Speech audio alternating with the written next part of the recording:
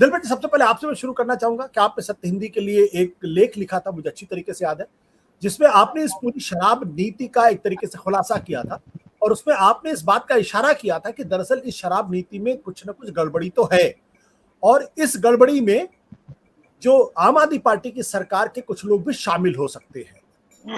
जी जी। क्या सीबीआई के इस छापे को आप गंभीरता के साथ लेते हैं और क्या आप वाकई मानते हैं कि ये जो छापा पड़ रहा है, ये आम आदमी पार्टी के लिए बड़ा संकट है?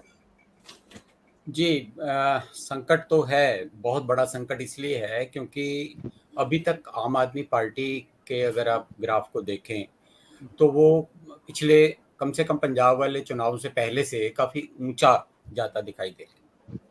अब एकदम से उसको सत्येंद्र जैन और उसके बाद अब मनीष सिसोदिया पर जो आरोप लगे हैं।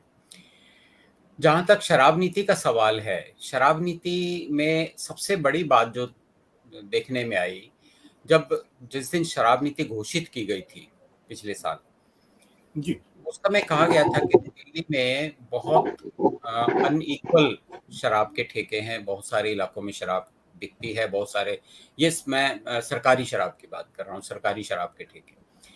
तो वो क्या अनइक्वल है, हर वार्ड में, किसी वार्ड में 5 हैं, किसी में 8 हैं, किसी में 15 हैं और किसी में 1 भी नहीं है। तो हम पूरी दिल्ली में शराब के ठेकों को इक्वल बांटना चाहते हैं ताकि हर जगह शराब मिल सके।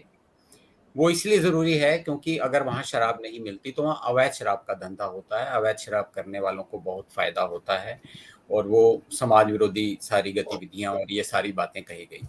जी। ये भी कहा गया था कि कुल मिलाकर 6,000 रुपए रिवेन्यू आता है अभी तक और इस नई शराब नीति से वो 9,000 हो जाएगा क्योंकि शराब 9,000 के करोड़ रुपए आपके कहने का मतलब 9,000 करोड़ रुपया, 9,000 करोड़ रुपया हो जाएगा ताकि एक तो सरकार का खजाना भरेगा और दूसरी तरफ ये होगा कि अवैध शराब की बिक्री पर रोक लग जाएगी। तो लेकिन ऐसा कुछ भी नहीं हुआ, सब कुछ उल्टा होता गया।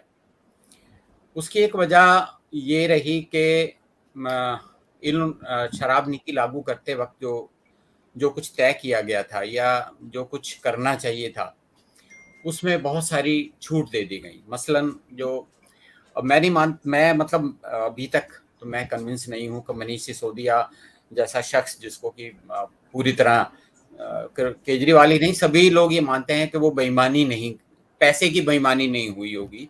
और अभी तक कोई जो छापा पड़ा है उसमें अभी तक की सूचना यही है कि पैसा बरामद नहीं हुआ। तो पैसे की बात अगर छोड़ भी दें कि पैसे का लेन देन हुआ या नहीं हुआ, बड़ी बात जो हुई वो उसको लागू करने में जो गड़बड़ की गई। मसलन जो आरोप हैं, सबसे पहला आरोप तो ये है कि कोविड के नाम पर लाइसेंस जिनको दिए गए उनको 144 करोड़ रुपया छूट दे दी गई।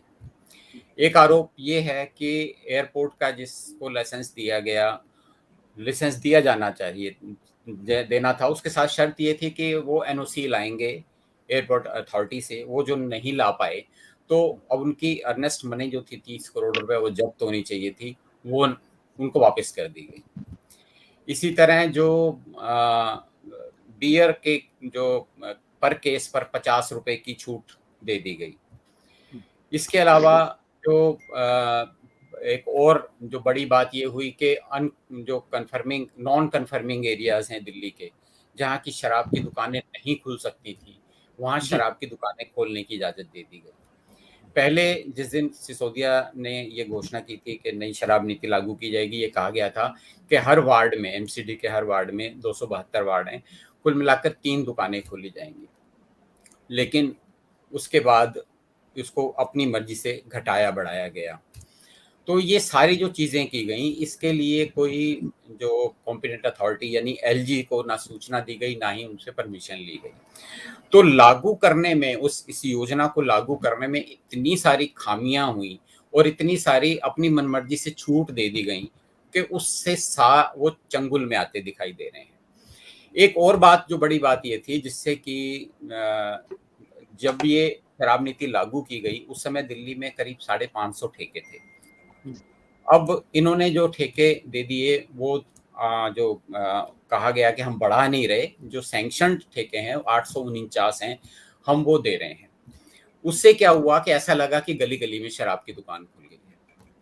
ये एक जो आम जनता के दिमाग में आया कि गली-गली शराब की दुकानें खोल दी गई हैं, इसका एक एक मतलब जनता में विरोध शुरू हुआ।